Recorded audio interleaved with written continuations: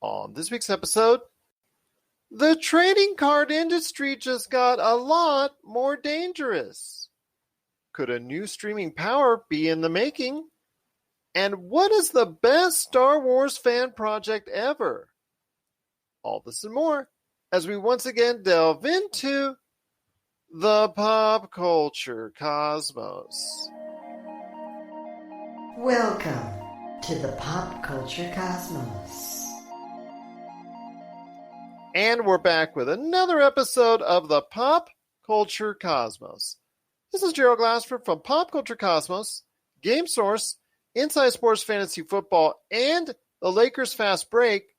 We truly appreciate everyone out there listening to all of our shows, and if you can, please give us a 5-star review on Apple Podcasts.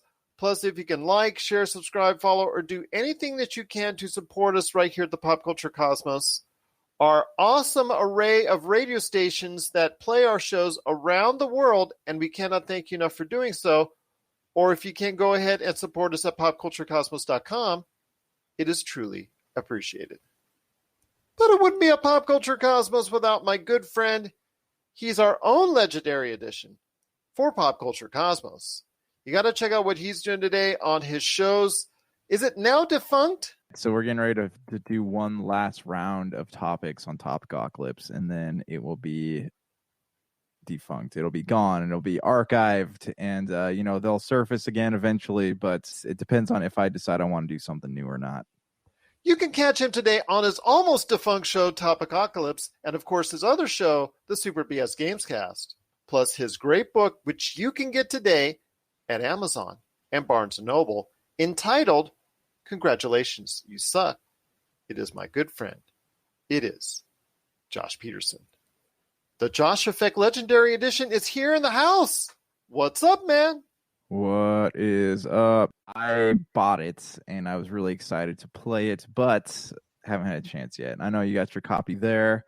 Yes, mine is all loaded up and ready to go, but I have some impressions of what other people and how they're reacting to it, which are very interesting to me, and I want to share that later on. But yes, I know you're still getting through Resident Evil Village, and you wanted to go ahead and share some thoughts. So before we get into Disney Plus, the merger talks of a great streaming giant, possibly Star Wars fan stuff, and so much more, I know there's something you want to go ahead and talk about in regards to a deep dive on Resident Evil Village. So before we get to all those great topics coming up later in the program, you've got the floor, my friend.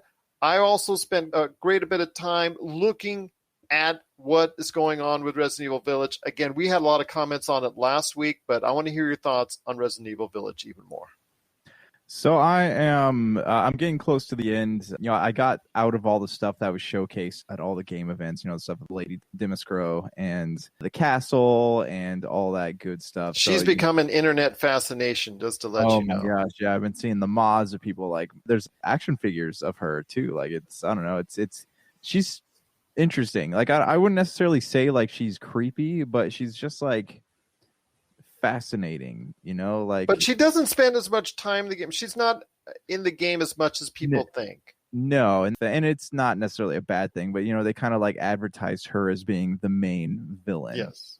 So after you have your confrontation with her, she has these 3 daughters, and they can, they turn into flies and then return into people, but she's a vampire. After you have your first run-in with her and you kill her first daughter in the game, she has claws. She's like Freddy Krueger. She has these claws, and she just kind of like roams around the house, kind of like Mr. X did in the Resident Evil 2 remake, and I think Nemesis did that in Resident Evil 3 remake.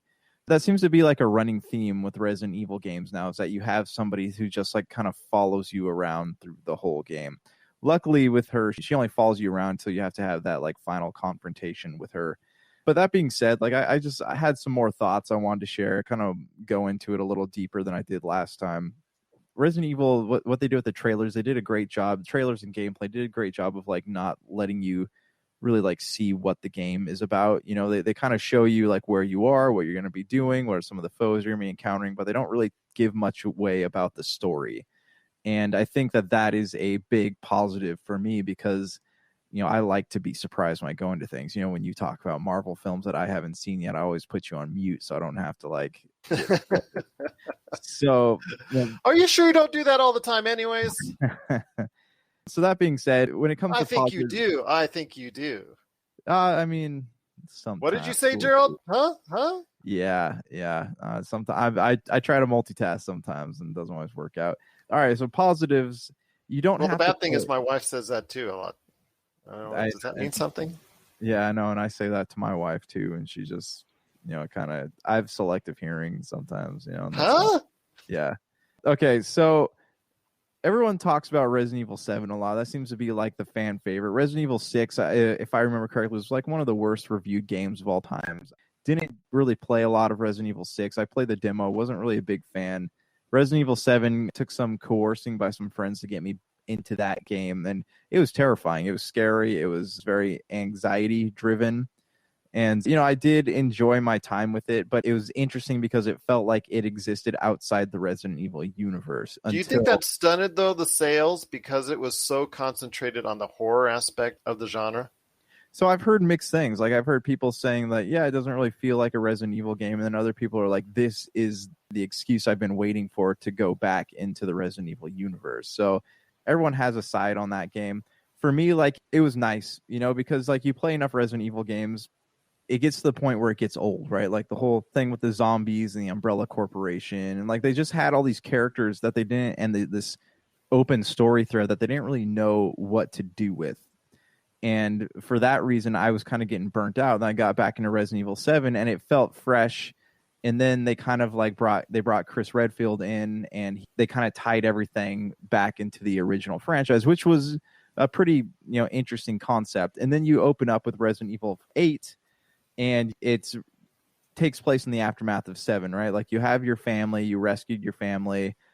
They're dealing with the trauma of what happened in the last game, but they're living in Europe now.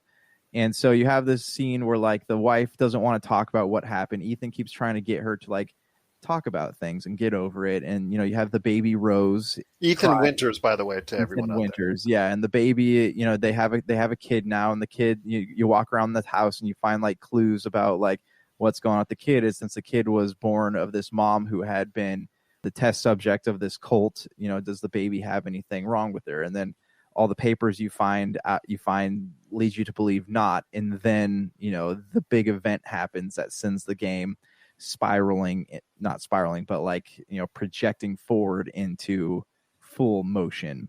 Just to let you guys know, you don't have to play Resident Evil 7 to enjoy it. Like, it's one of those things where in the beginning of the game, you can see they put together like last time on Resident Evil, and you can kind of watch a recap of the last game. I feel like the game is practically flawless in the way that they set up the story.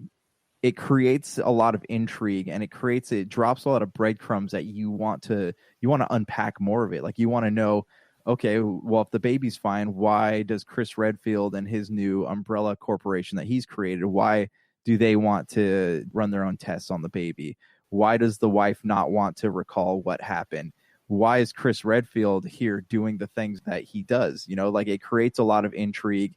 It goes from like 0 to 100 miles per hour within the blink of an eye. And I think that is absolutely fantastic because it doesn't make you do a lot of unnecessary things in the beginning like most games do, where you're trying to like figure out how do you play, how do you turn left, how do you turn right, how do you pick items up. Like you don't have to do that. It just gives you a brief little pop-up on the screen, then it goes away.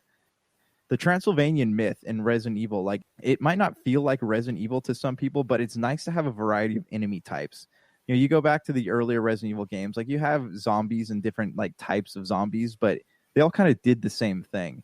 So with this one, you have your Lycans, you have your vampires, your werewolves, and they all do different things. They all attack in different ways. And that is one of the highlights of this game. Just wanted to let you know, because 7 was criticized, or at least one of the main criticisms of it was the lack of variant types. And Village is that and then some. And I know we mentioned that last week, but I know that the variety makes, for me at least, a more enjoyable game.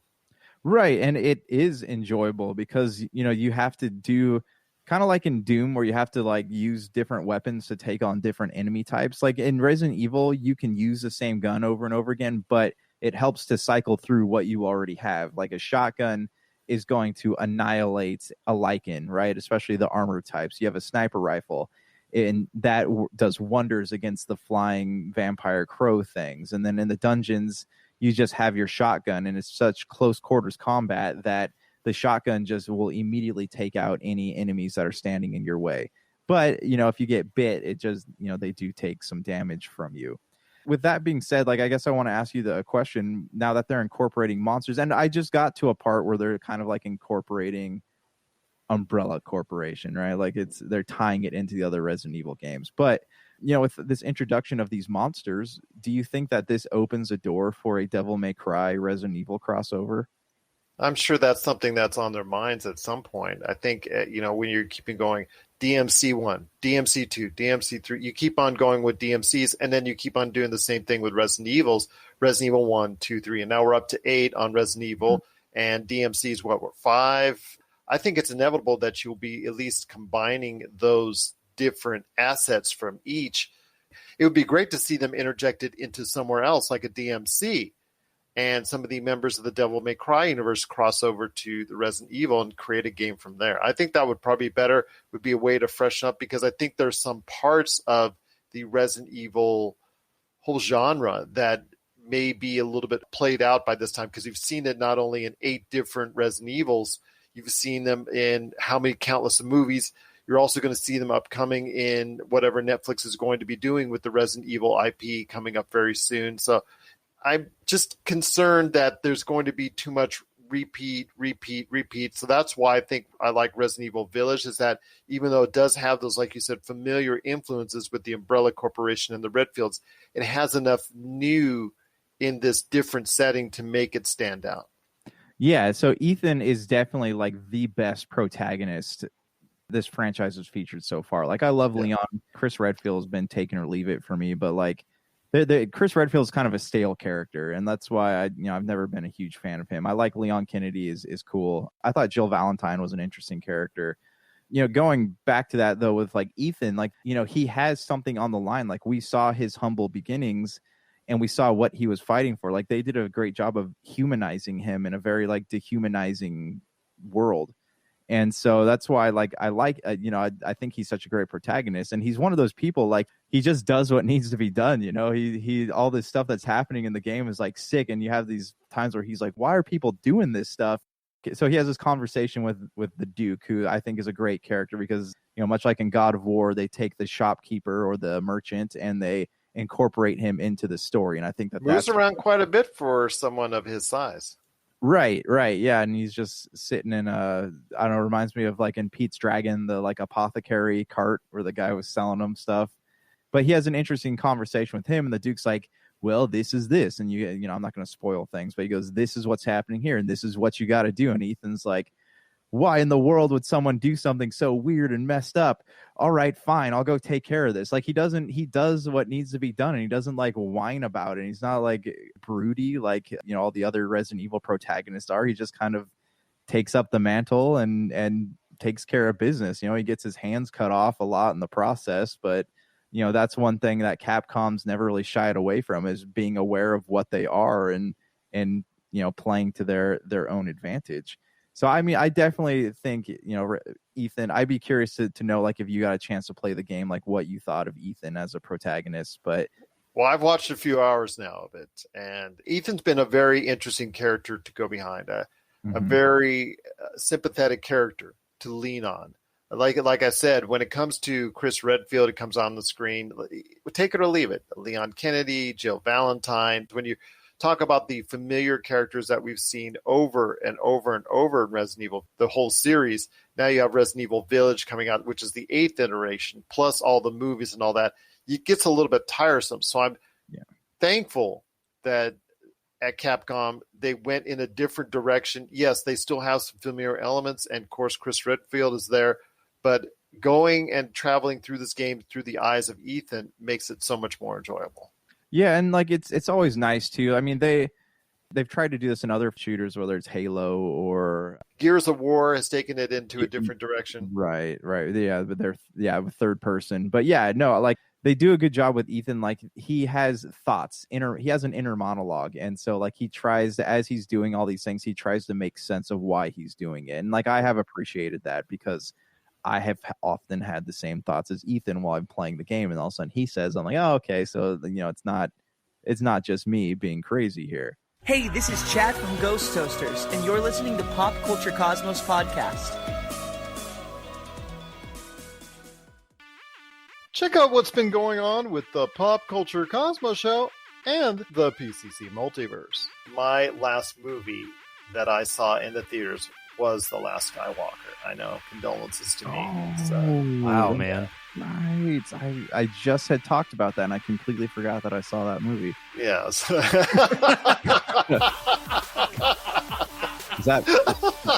It doesn't speak great things about it, I suppose. That's the Pop Culture Cosmos Show. And the PCC Multiverse. Catch our shows on Worldwide Radio 7 days a week and wherever you get your podcasts.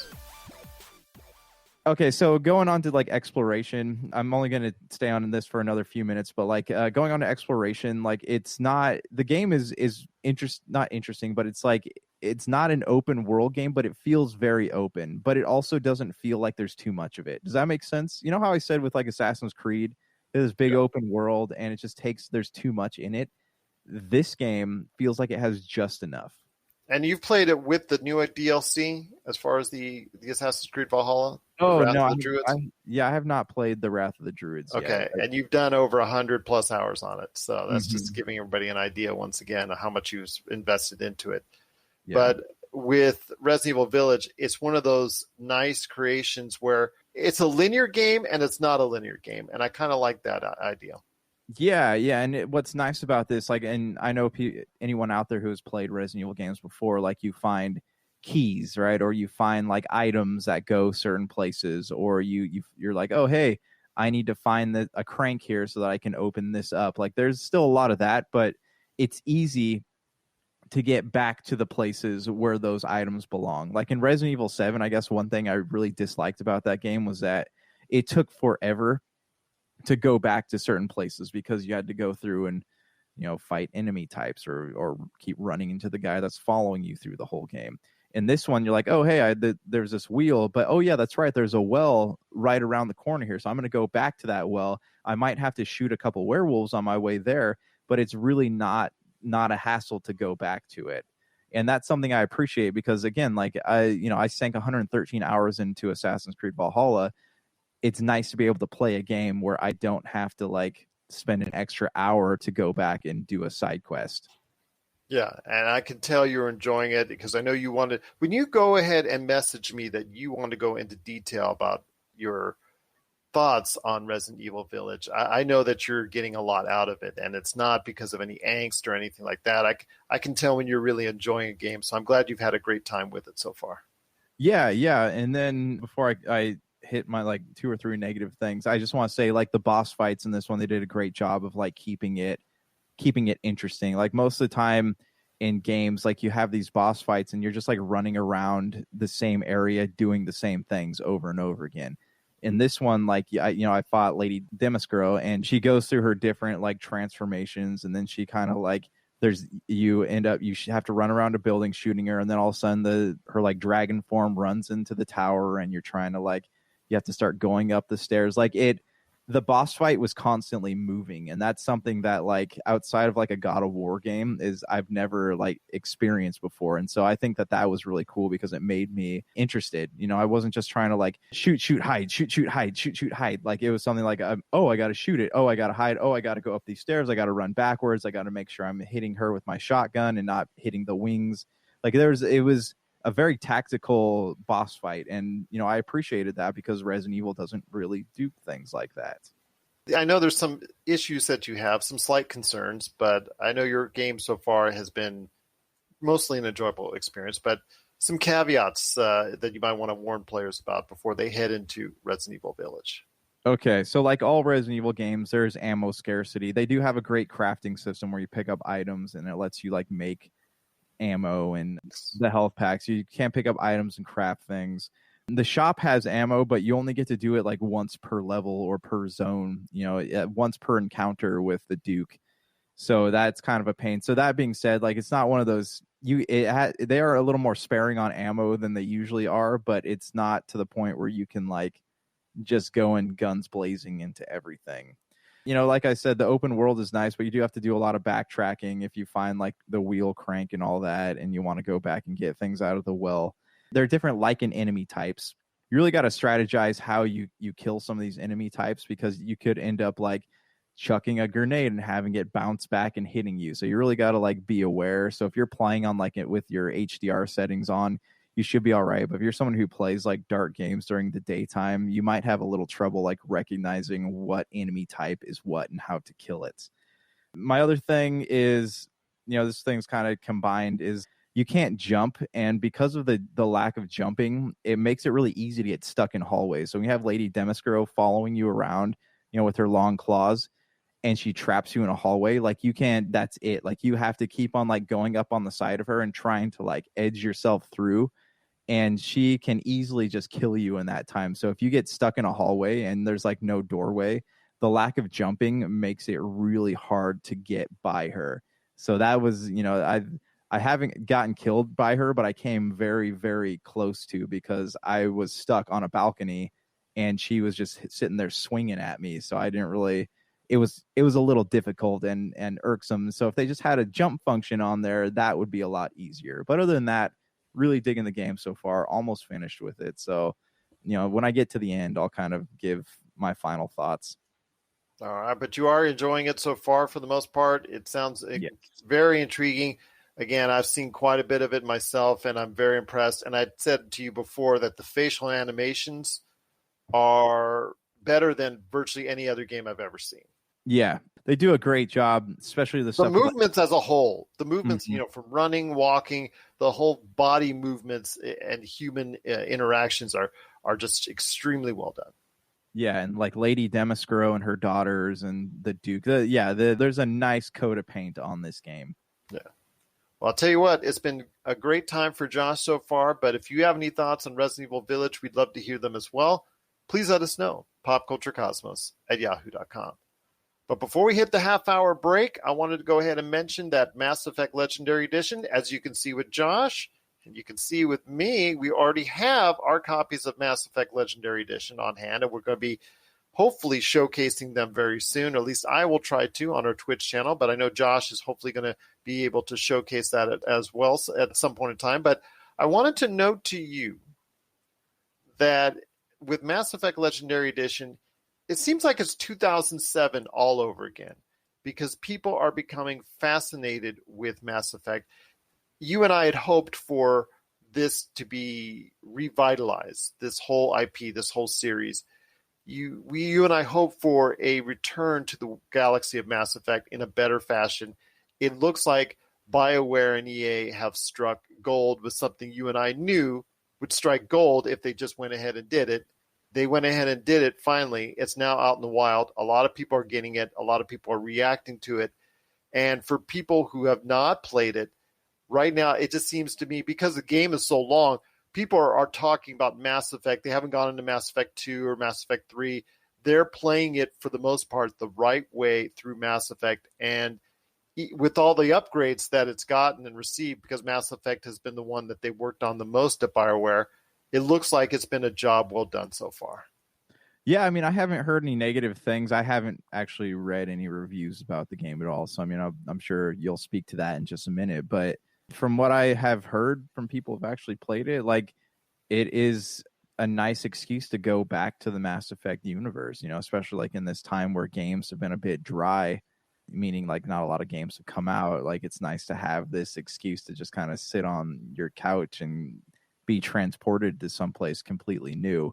And while it's not a remake, as there seems to be some confusion around that, it is a decent remaster. And I think it runs at it doesn't do 60 frames. I think it does like 30 frames per second. It does even higher on the right format. I mean, it depends on the specific individual system that you have. I mean, there's actually places where you can go with the different readouts, or you can go check EA and BioWare site, and it should have the actual specs for each and every individual system that you have, because it varies across the board from not too bad, 30 frames a second, to I think upwards of 120 to 240, if I'm not mistaken. Oh, geez.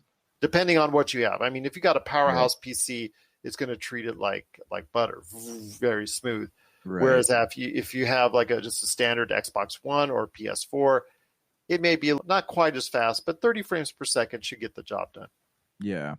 Yeah, well, I've seen it running, and it does look good. I haven't had the chance to play it myself. For the most part, everybody seems to be enjoying it. Even people, and there's a lot of people now, a lot of people online, a lot of streamers out there that have not gotten into it. They've heard about it from their older brother. They heard about it from their mom. They heard about it from their dad. They heard about it from their older siblings, their sisters, their brothers, cousins, friends, whatnot.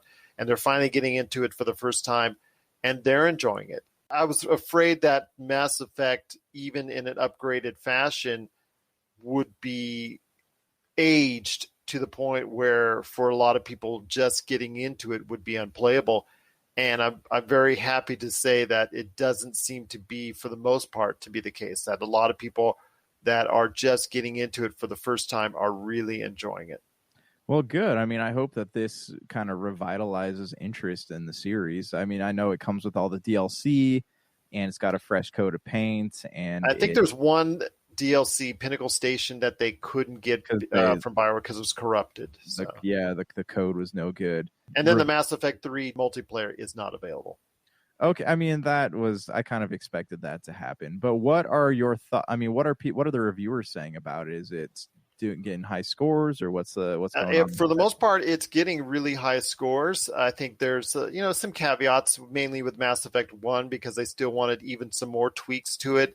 But there's only so much you can do, I think, in the limited amount of time that they went ahead and worked on this. I don't think that they had all the time in the world, like 2-3+ years to work on this. I think BioWare had a limited amount of time to go ahead and say, you know what, now's the time to go ahead and do it. We're going to go ahead and work on it. We're mainly going to go ahead and touch up Mass Effect 1 and focus our attention there. And I think it shows to bring the level of it up to almost the par where Mass Effect 2 and Mass Effect 3 are at.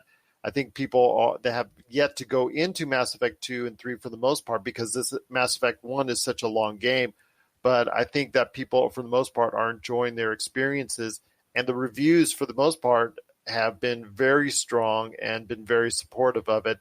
And again, to me, what the issue was and concern was Mass Effect 1. And if people would say, oh, it's too old or too aged, but it looks like it's been freshened up enough for people's satisfaction to go ahead and delve into it. I mean, that's good to know, because I'm really excited to play. You know, it's funny, like I was complaining about not having any games to play, and then all of a sudden I've got too many to play. Like I still have Near Replicant. Yes. And I want to play it, but I keep having these things. So I'm figuring, I'm going to finish Resident Evil, then I'll probably play Mass Effect 1, play Near Replicant, then play Mass Effect 2, and then play whatever comes out next, and then Mass Effect 3. So I'll probably take my time and savor this Mass Effect trilogy as the year goes on. Hopefully by the time I'm done with it, the holiday gaming season will have started, but we'll see, man. I'm just excited to be able to dive back into that universe, because I have personally played the Mass Effect games probably 3 or 4 times each, and I have enjoyed every playthrough I have had with it.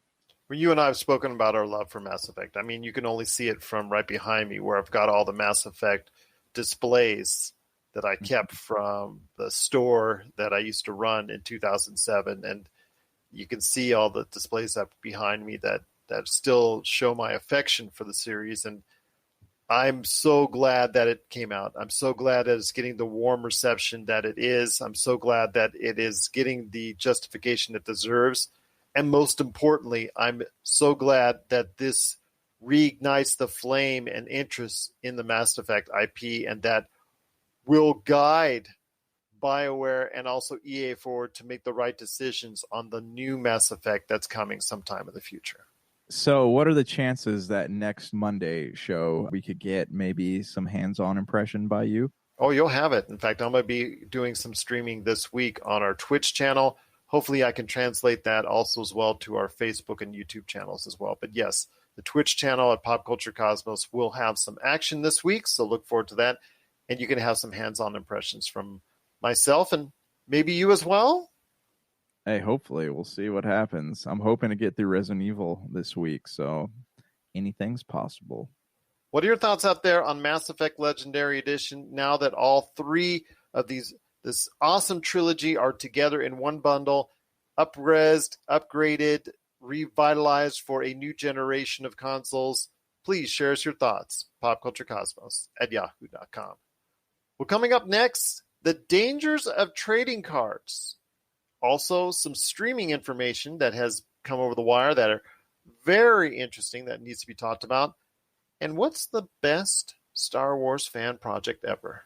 We're going to talk about that coming up after the break. This is the Pop Culture Cosmos.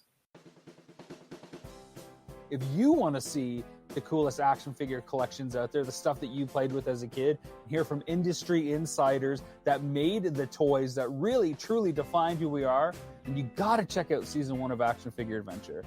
Check out Action Figure Adventure now, exclusively at Big Bad Toy Store. You'll get 10 episodes of awesome action figure fun. I guarantee if you grew up playing toys, you will love Action Figure Adventure. And we're back with the Pop Culture Cosmos. It's Gerald Glassford along with my good friend, Mr. Josh Effect Legendary Edition, or Josh Peterson, whichever one you want. That's okay. All right, my friend, I wanted to go ahead and get into it now in regards to what Target has done in recent times. As of now, it's still in place, but there is the fact that they just suspended in recent days sales for trading cards, various trading cards from sports trading cards, but most importantly, the Pokemon, and also I think Magic the Gathering is included in that as well, because of some very violent confrontations that have happened about the hoarding of the whole marketplace, about how the value of trading cards, especially Pokemon and some of these trading cards as well, have risen so sharply since the pandemic is concerned. And before I hear your thoughts on it, I want to go ahead and play a little clip here, if you're listening on radio and also our podcast, of an interview I did with Vince Attulo from That Sports Card Show podcast. It's a great podcast you need to listen to. He already kind of foresaw this a couple months ago when we talked about it. So I want to play that clip right now. But see, the problem is now you can't even find those cards in stores. The demand is so high that people will sit and wait in line for the stores to open for those cards to be on the shelves, and then they clean them all out as soon as they're stocked. So when you go there, it seems like they never carry cards anymore. It's not that the stores don't carry them. People are going and buying all the cards they can off the shelf, and then they'll take them and sell them online for 2, 3, 4 times what they paid retail. It's become a whole industry. So it's really hard to find stuff in the stores now. If you find it, you're lucky if you can pay retail for it. So, Josh, you heard the thoughts of Vince Attulo. I want to hear your thoughts on this because it's kind of concerning. Walmart, it was up in the air whether or not I thought certain stores had pulled it as well, but now Walmart has said that for now that they're going ahead and selling it. But it's become a very interesting, intriguing, but also a possibly even dangerous situation in regards to buying these trading cards at retail. Yeah, so the stuff going on in the news has been insane. You know, there's been shootings, there's been people fighting and brawling, there's been Target employees who have gotten hurt over this whole thing. Yeah, when I was a kid, Pokemon cards were popular. People would line up outside the store to get them, but nobody ever got violent over it. But here's the big difference between then and now. Back then, it was kids wanting trading cards.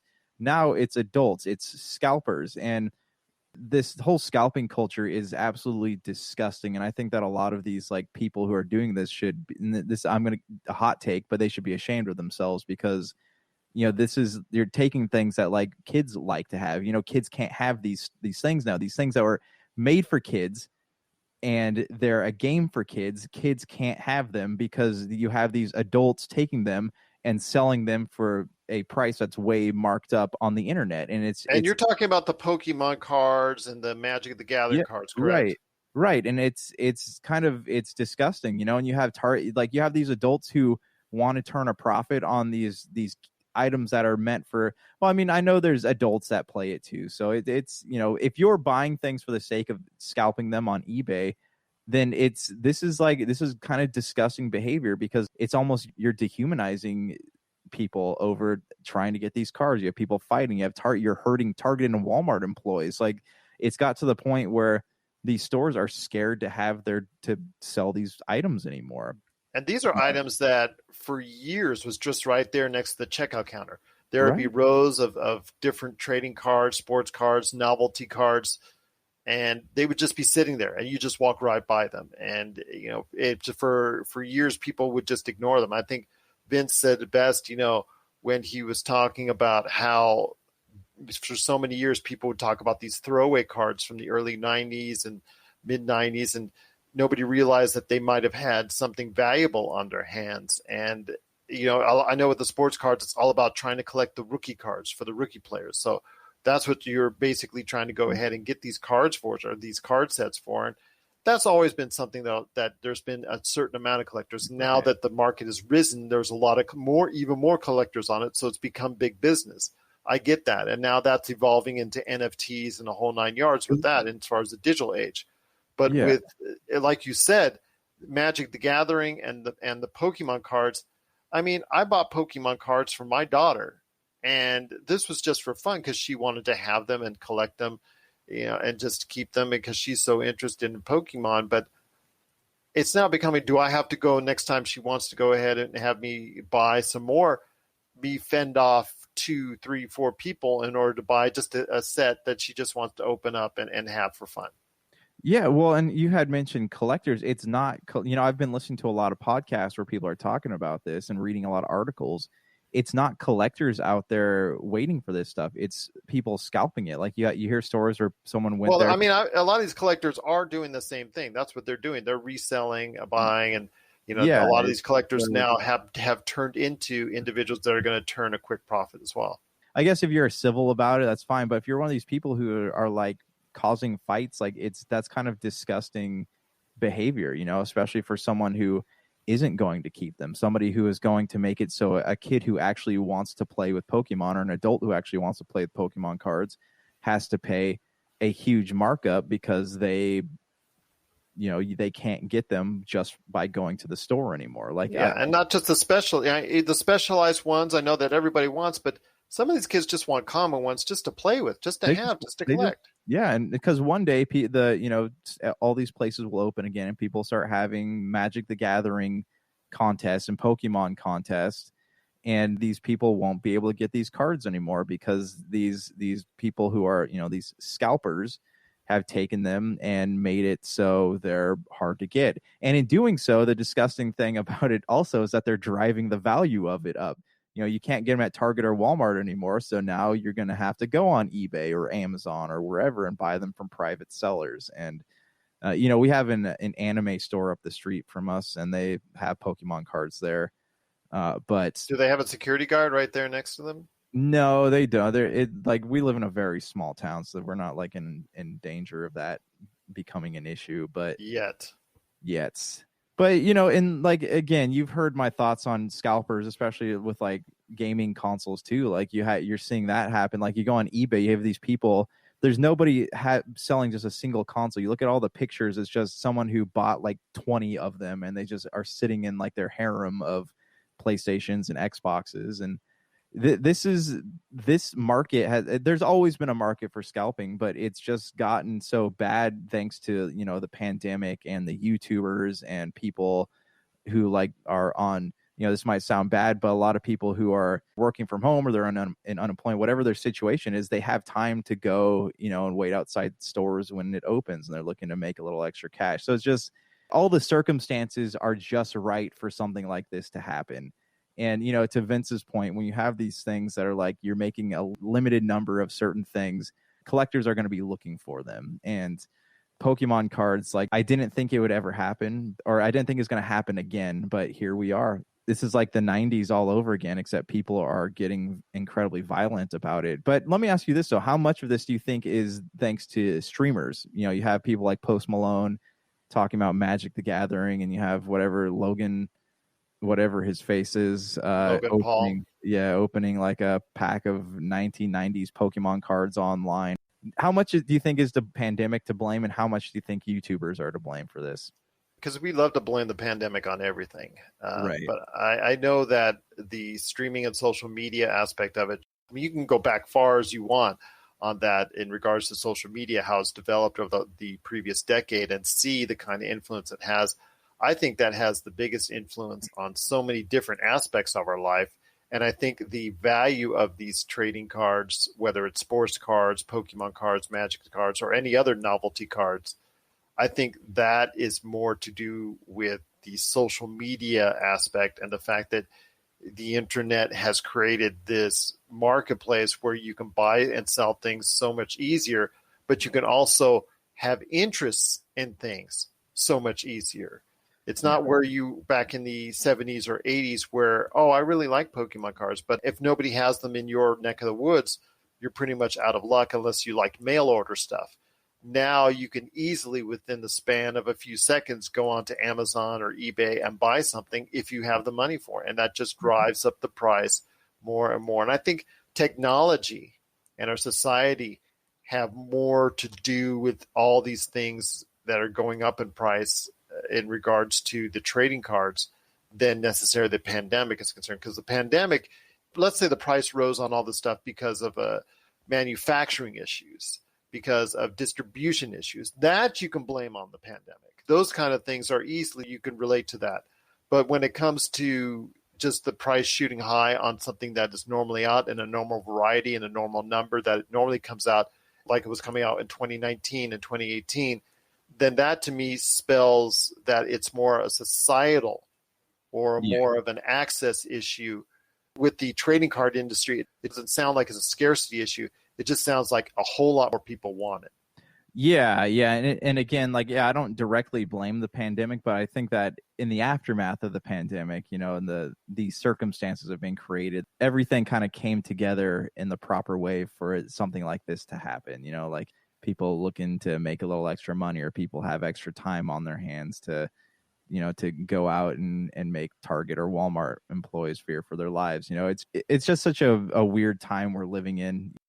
I hope that people who are actually into Pokemon cards, I hope that they're still able to get them and have fun with them. And if people are out there scalping them, putting them up on eBay, I hope that we get to the point where people just don't pay any mind to them. Just don't buy things from scalpers. As bad as you want it, don't buy it. Until it's something you can get in a Pokemon pack or something. What lengths are you willing to go to get these things? And I think that's a question we all need to ask ourselves. What are your thoughts out there on the controversy with the trading card sales at various retailers like Target, Walmart, and other places? It's becoming to the point where the trading card industry is becoming a very dangerous and even violent prospect to consider when you go ahead and start buying into trading cards. Magic the Gathering, Pokemon, regular sports cards, and novelty cards of that like. So we want to hear your thoughts on how dangerous the trading card industry is becoming. We want to hear your thoughts. PopCultureCosmos@yahoo.com. You're listening to the Pop Culture Cosmos. Don't touch that dial. Wait, do people still use dials?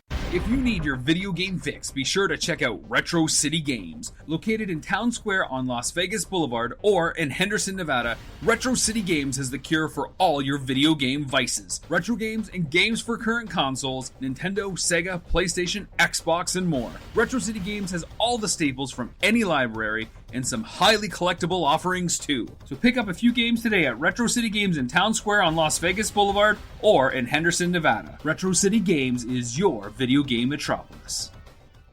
Wanted to go ahead and touch on some streaming news that came through the wire right around this weekend. One is that on their latest Disney investors call, Disney reported that they are now up to 103 million subscribers, which again, we think would be great. And the fact that Falcon and Winter Soldier is such a big hit. In fact, Nielsen says that some of the episodes have reached the top of the streaming market. And WandaVision is still coming off that as far as the success there. But analysts and Wall Street had projected the growth of Disney Plus to be at 109 million. And 6 million is quite a difference as far as what was projected and what actually is. So I want to ask you, Disney Plus has seen a extremely high growth in its first year plus of existence. It now seems to be slowing down. Is this a problem for Disney? So that's a great question, actually. Ever since Falcon and Winter Soldier, like I have not really gone back to Disney Plus for anything. So I'm sure when Mandalorian comes back on, that those subscription numbers will probably go back up or whatever. Marvel. The Bad Batch is not bringing anybody in. Yeah, I heard that the Bad Batch was not actually that great. So I'm, just reading the reviews on it. It's like the first episode. I think people are waiting for Loki. Yeah. So, I mean, I guess it's just they need the right things to bring them in. I think what really kills them, like I will always keep my HBO Max subscription open because when a new movie comes out, I don't have to pay extra to watch it. With Disney, I think what really slows them down or kind of ruins momentum for them is the fact that a new movie comes out, you have to pay $30 to watch it. And I think that's why like Soul didn't do that great and Raya the Last Dragon didn't do that. Well, Soul actually did really good on Disney Plus. Was it part of Premier Access or was it? No, it was free, okay, and right. It did huge numbers over the holiday season and January for them. Raya is a different story, but so compare and contrast the two, though, like doesn't that make sense? Like you put this movie out and people can actually watch it versus paying $30 to watch it. But then again, the concept of saving money, like you talked about before, where you spend over upwards of and even beyond $100 to go to the movies, and you're getting it at a discounted rate, $30 for you and the entire family to sit down. That doesn't seem to be a bad trade-off. And a lot of people, I think, on the first time around with Mulan, there's a reason why Disney's still doing it. And Mulan, there must have been a great deal of success with it, with this $30 Premier Access for them to continue this on certain films. Like the Jungle Cruise, that's going to have it. Mm-hmm. Whereas Shang-Chi and also Free Guy, those movies are just going straight with a 45-day window in the theaters before they hit Disney Plus. Yeah, I saw that. That's kind of interesting or cool, I guess. Okay, so I think it all like depends on if there's just so many outside circumstances that kind of predict how this is going to go down. Like for right now, Raya and the Last Dragon came out before people had extra money or from their the COVID relief checks, right? So people were like spending more money after those checks came in. This is here in the States. This is here in the States, yeah. So I guess it all like, and there's a lot of people who still aren't working, so their money is a little more scarce for some people or harder to come by. So you have people, I think as people are not working, they've become a little bit more like conscious of how much they're spending. So I think that like a movie like Raya and the Last Dragon, you're like, oh, hey, I mean, I could pay $30 to watch this, even if it would save me money from going to the movie theaters. But I could also wait, 45 days to watch it for free. So, I think that when Black Widow comes out, I don't think it'll suffer from that problem just because it's such a high profile film. But, I guess it just depends on the time and the circumstances of the people there. But, that's again, like HBO Max has no circumstances, right? You pay this $12 a month and you get access to everything. Disney Plus, I guess they're kind of like gambling on the fact that people will want to pay extra money to watch some of these things in a time where people aren't really like spending a lot of extra money. But HBO Max is going to be concerned because next year when they're not doing the day and date for their movies, that's going to be a concern because you've weaned all these people like yourself on it's going to be a movie release day and date in the theaters and HBO Max. I'm really excited for that. Whereas next year, you have to wait for the theatrical window to go ahead and subside before you'll see it on HBO Max. So be prepared for that come 2022. Yeah, and I'm fascinated. I know we talk about this a lot, but I'm just so fascinated by, I guess, the psychology behind all this. And I am really excited to see like when HBO, when their contracts with Legendary and all these other filmmakers expire come 2023, like what's gonna happen? Well, I'm concerned for Disney Plus because WandaVision and Falcon and Winter Soldier were both highly sought after material, and they were heavily publicized as far as for advertisements, and they still weren't enough to have Disney Plus meet investors' expectations on what the subscriber count should be. So I think Disney should be concerned. I know Loki is something we're interested in, but I'm not sure if it's going to bring in new viewers. I think it's going to be a situation where, you're going to have a lot of high profile stuff come in and out on an each and every week basis before you get people to go ahead in mass numbers, go ahead and subscribe or become new subscribers to Disney Plus. So that's something I think Disney should be concerned about. I know the theme park business is going once again for them in limited fashion. So I think that's something brighter for them as a whole for a company. But I do think that they need to be concerned about what's going on with Disney Plus. Well, and again, the nature of these streaming services is the fact that people are dropping in and out of them. People do that with Netflix, they do that with Hulu, they do that with HBO Max, they do that with Disney Plus, I'm sure. So for Disney Plus, I think what they need to focus on is like, how can we retain people instead of having them come in and out? Because how many of those new subscribers are people who have canceled before and now are re-upping? They don't really talk about that a lot. So the number could possibly be a lot lower than what they're saying it is. So this is just the nature of the beast, and it's going to be, as people start going back out into public and going to the movie theaters, it's just going to be interesting to see what happens to all these numbers for all these streaming services. Should Disney Plus be concerned about its current subscriber base, and what do you see for the growth of that streaming platform? Share us your thoughts, popculturecosmos@yahoo.com.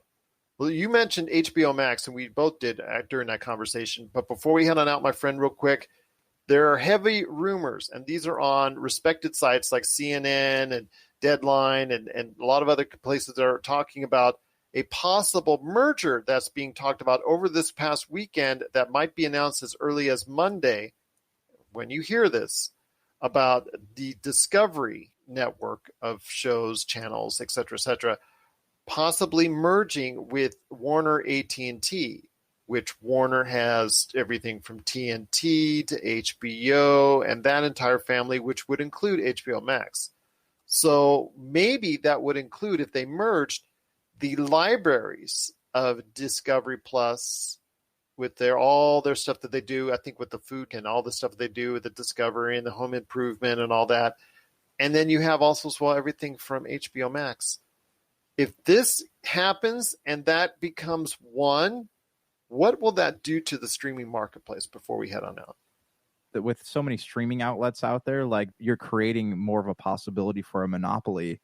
And at what point does the Federal Trade Commission get involved in something like this? When Disney purchased Marvel and then they purchased Lucasfilm, I know, and then Fox, I know that they were very on the fence about all that. So yeah, they had to sell off their sports networks. Mm-hmm. So at what point does the Federal Trade Commission get involved here? And then we start seeing this whole streaming industry become more regulated. And I just don't see good things should that happen.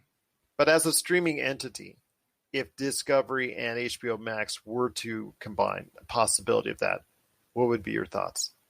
It would be interesting. I mean, would the existing services be merged into one? Would people get charged more? Would they get charged less? Like, how would that play always out? More, man. Always more. Always more, yeah. I mean, on the bright side, it would create one less service that people have to subscribe to. If you can go from having 8 to having 7 streaming services. So I don't know. It's just, I guess it all depends on what it offers and what lengths people are going to be willing to go to have it. What are your thoughts out there on a possible, as we're recording right now, it's a possible merger between Warner AT&T, which owns HBO Max, TNT, et cetera, with the Discovery network, which includes Discovery and all of its other subsidiary networks. If they combine together and a streaming outlet with all those combined forces came together, would that be the most watched streaming outlet for you? Please share us your thoughts. popculturecosmos@yahoo.com. Well, my friend, it's been a great episode. Again, thank you so much for joining me as always. I appreciate everybody watching and listening to us right here at the Pop Culture Cosmos. But before we head on out, my friend, some Star Wars fan service came by the YouTube recently as the series Bucketheads got started. I flipped that to you because it actually just showed up on my YouTube suggestions, and I thought I'd check it out. And For me, Star Wars fan projects over the years have been very hit or very miss. I thought, oh, this is pretty good. They put a lot of money into it. And then you look at others and they're like, they at least was a nice try. It was a nice effort. And it's a devotion to the series. I want to hear your thoughts. If you got a chance to see Bucketheads, the series, episode 1 that just came out, if you think that stands up, because to me, I think if Disney Plus took a look at it, they could actually use that and develop it into something that people would want to watch. Yeah, so I watched it, and I gotta say, like, the cinematography is beautiful. Like, the color palettes they use, the dark color palettes are really cool. It's reminiscent of what Gareth Edwards did in Rogue One. Like, I thought that was really cool. And also Return of the Jedi, because it has a lot of action going on in Endor. Mm-hmm. And you gotta appreciate, like, the rotoscoping that was done in that, making the lasers fly through and superimposing things in the background, having things move, the droids and all that. Like, that was really cool. This had to have had a pretty big budget, you know, and it has a soundtrack, it has special effects, it has different voice acting. Like, they probably went to some great lengths to make something like this. So my thoughts about maybe Disney taking a look. Do you think that they'd be welcoming to something like that? Because I know Warner Brothers has repeatedly shut down Harry Potter fan projects. Do you think that Disney would, like, pull a Nintendo and say, like, hey, stop doing this, or we're literally going to sue you until you have nothing left? I don't know how they can, my friend, because it specifically states that this is not for profit, but they conveniently have a Patreon you can support. Mm-hmm. I will say that I don't know how they can really stop it on that pretext, because there are dozens and dozens and dozens of Star Wars fan projects that have popped up on YouTube over the past decade, which you know that they're making money on just by the fact you're watching it on YouTube as well. So for me, I think that instead of not embracing it, I think Disney Plus, talk to the people who are responsible and get them involved in making more content, because that's something you and I have talked about Disney Plus. You mentioned yourself, since Falcon and Winter Soldier, you've dropped Disney Plus like a bad habit. Guess what? Same here. Since Falcon and Winter Soldier, I've dropped Disney Plus like a bad habit. I've not been really catching up with the Bad Batch outside of episode 1. I need to catch up with that, but I know they're up to episode 5, so I'm going to have to binge it at some point, but I might wait until June before doing so when Loki's around. So for me, it's something that they need constant influx of content at Disney Plus. In fact, like Netflix. Netflix throws out stuff, whether it's good, bad, or indifferent. They're just going to throw stuff at you. I think Disney Plus needs to look at this and say, you know what? If they're able on the budgets that they can go ahead and make these, and we just throw a little bit of cash their way, they can really make something pretty decent to watch that people would enjoy. And I really think that they should go ahead and embrace these Star Wars fan projects, at least the best of them, and promote it on their own channel. Yeah, and I mean, that's a cool thing too, is the fact that, like, if Disney were to do something like that, they could have minimal involvement and have a product turned out in less than the time it probably takes to make an episode of The Mandalorian, because with all these studio projects, you know, you have all the voices involved. Everyone has to agree or disagree on what the movie is. With this, there's just some rad people who got together and made something, you know, like, there's no corporate red tape to go through. Josh, I'm waiting for your Star Wars fan project. I'm waiting to go ahead and be a part of that. I got to be inspired again. So as soon as Star Wars shows me something that I can get behind again, maybe we'll talk about it. It certainly wasn't The Last Skywalker, that's for sure. You're telling me. What movie was that? Exactly. What for you is the best Star Wars fan project you have ever seen? We'd love to hear your thoughts. If you've seen Bucketheads, which is now available on YouTube, what is the best Star Wars fan project? Is it Bucketheads? Is it something else? Please share us your thoughts. popculturecosmos@yahoo.com. My friend, it's been a great episode talking Resident Evil, Mass Effect, Star Wars. We're talking streaming. We're talking trading card controversy. Any last thoughts on the way out? If you've been involved in these situations lately with the trading cards, like, I would honestly love to hear a story. I want to get it straight from the source. You know, if you've been waiting outside Target and you saw someone throw a shopping cart at a Target employee, like, I want to know about it. So send us an email, tell us your stories, and I need to understand the madness a little better. So popculturecosmos@yahoo.com. There you go. He wants to hear all the little gossip that's going on. But please, if you're out there in the trading card world and you're going into this full blast, please be safe. Please be careful. And please let us know your thoughts on this anytime right here at the Pop Culture Cosmos. So for Josh Peterson, this is Gerald Glassford. It's another beautiful day in paradise right here in the Pop Culture Cosmos. We thank you for listening. And here's hoping you have yourself a great